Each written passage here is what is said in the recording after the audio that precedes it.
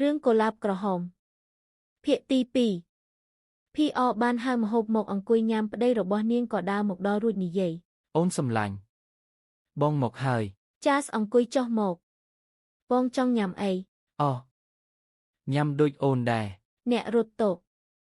យកម្ហូបអាម៉ុកខ្មែរមួយឈុតទៀតពេលដែលពួកគេកំពុងតែស្រស់ស្រូបអាហារយ៉ាងឆ្ងាញ់ស្រាប់តែសុកមាននារីម្នាក់ដើរចូលមករួចនិយាយអ្នកចាត់ការមិនក៏មកញ៉ាំអីមិនហៅខ្ញុំមកផងพี่នៅដែរហ៎បាទអ្នកនាងលេខាខ្ញុំសុំទោសដែលមិនបានហៅ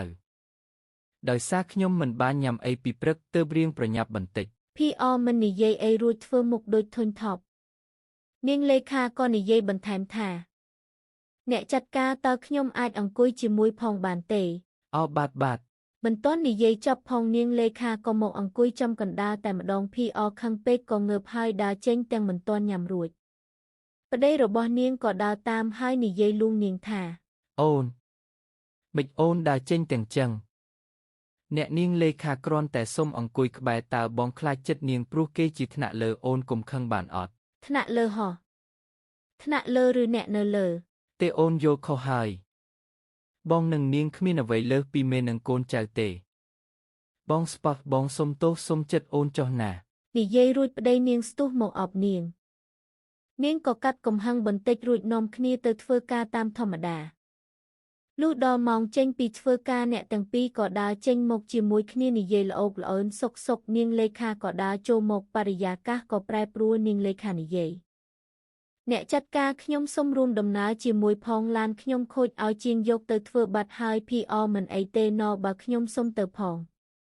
พี่និយាយអធិស្ឋានអ្នកនាងលេខាអ្នកនាងអាចហៅឡានតាក់ស៊ីជិះបានឡានខ្ញុំមិនដឹកអ្នកប្លែកមុខទេណាមួយផ្ទះយើងមិនមែនទៅផ្លូវជាមួយគ្នាទេ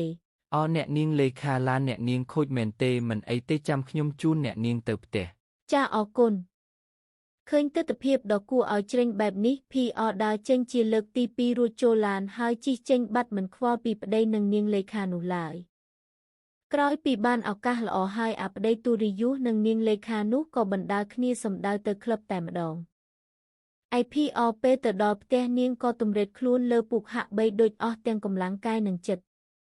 ក្រោយពីធ្មេចភ្នែកបានបន្តិចនាងក៏បដូរសម្លៀកបំពាក់រួចចូលទៅងូតទឹកឲ្យស្រឡះខ្លួនងាកទៅប្តីនិងនាងលេខានោះវិញគេកំពុងផឹកសប្បាយចូលកែវគ្នារំរែកហក់លោតដូចគ្មានជំពាក់អ្នកណាមួយរៀលនិពន្ធដល់នេះអេដមីនចូលទូបោកទូរស័ព្ទអស់មួយគ្រឿងដោយសារខឹងជំនួសพี่ពេលនាងកំពុងជូតសក់ស្រាប់តែសំឡេងទូរស័ព្ទរោទឡើងហេឡូបងพี่ខ្ញុំឃើញប្តីបងនិងអ្នកនាងលេខានៅក្លឹបឯងអាចថតរូបពួកគេផ្ញើមកបងបានទេ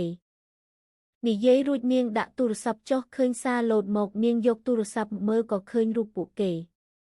សូមរងចាំទស្សនាភាគបន្ត